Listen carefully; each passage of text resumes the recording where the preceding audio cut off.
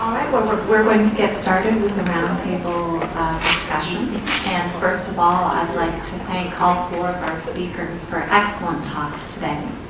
And now this is an opportunity for us to really hear them discuss their thoughts about their perspectives and really continue the discussion that's begun as each of them have presented.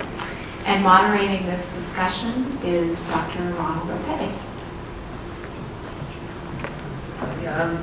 Okay, well, congratulations for sitting through a couple of days of talks. Heidi's asked me to step in and moderate this discussion, so I guess I'd like to start by just urging the panel to not try and hide. Sorry. That's my mother. Tell her I'm It did.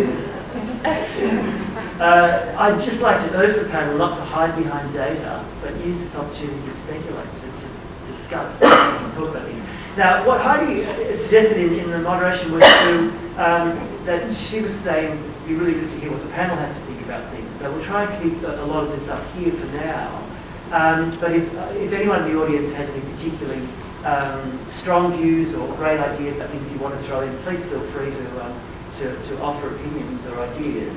And then perhaps what we'll do is, once we've had a bit of discussion here, then we will throw it out for more questions and comments and issues from the audience. So you will get a turn to get involved as well.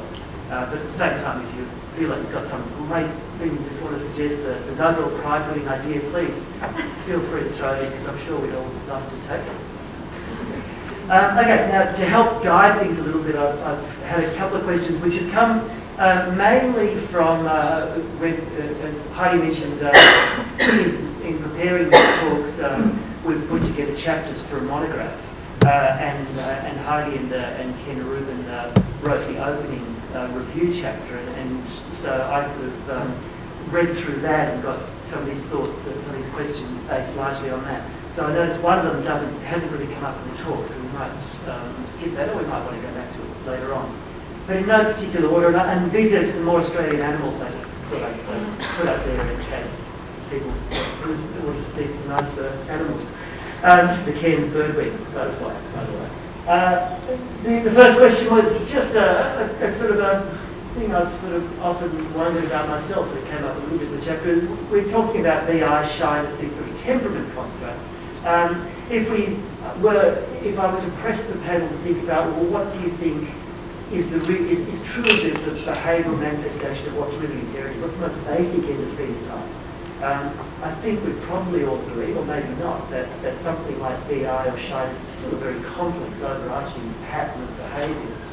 What do we think might be the most fundamental components of behaviour that might be inherited, that might in turn predict shyness or inhibition? I think what I might do is just mention these, and then you guys can decide which you want to talk about first.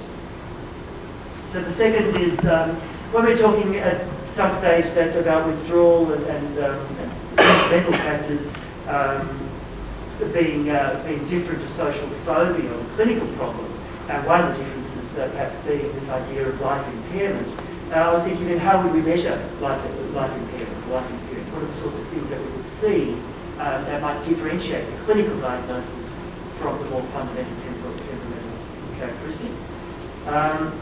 The third one, which comes from the chapter that hasn't really come up in the talks, it was an issue about social skills and social performance. I think it's come very much from Heidi's own research. And I just wondered then, what are, if anxious kids do lack social skills, what are some of the sorts of skills they might lack? And I guess the cause-effect issue is, the lack of social skills, poor social performance, are they a consequence of being socially anxious, or are they a cause of social anxiety?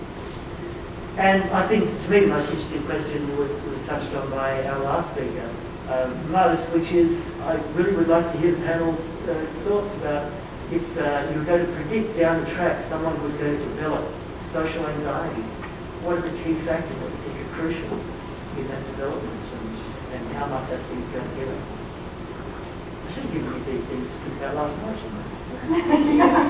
Okay, so where would you like to start? Shall we start with the first one, the last one? Or maybe they go together. The first one being more like what are the fundamental, I guess, biological components.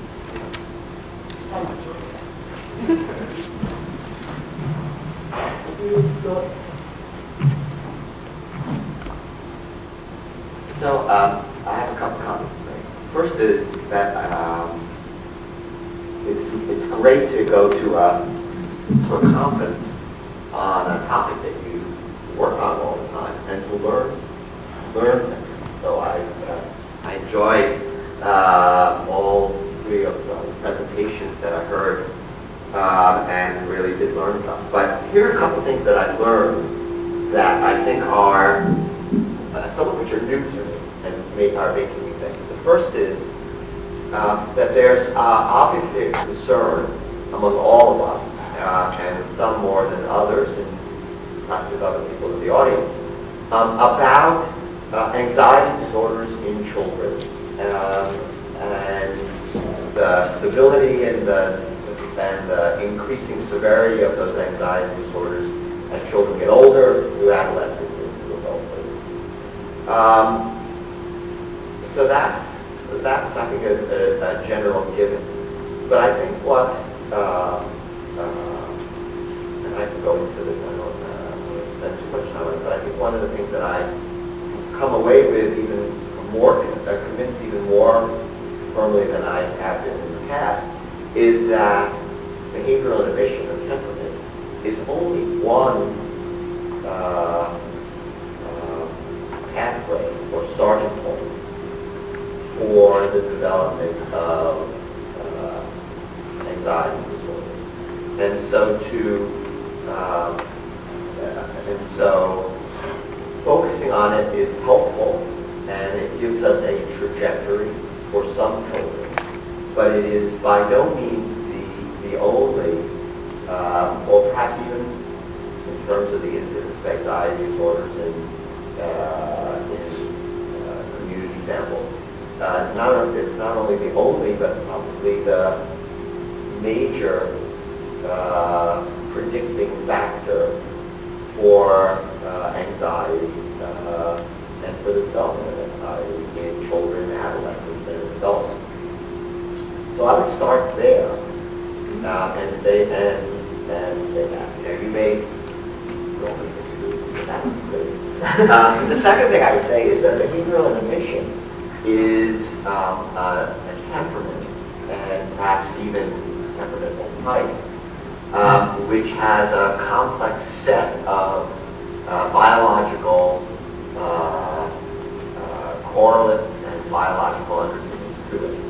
And it's those biological underpinnings that probably represent what you mean, I think, what you mean by endophenotype. Not the behavioral inhibition by itself, but the mechanisms or the neural circuits and the mechanisms that are involved in those neural circuits that are associated with behavioral inhibition.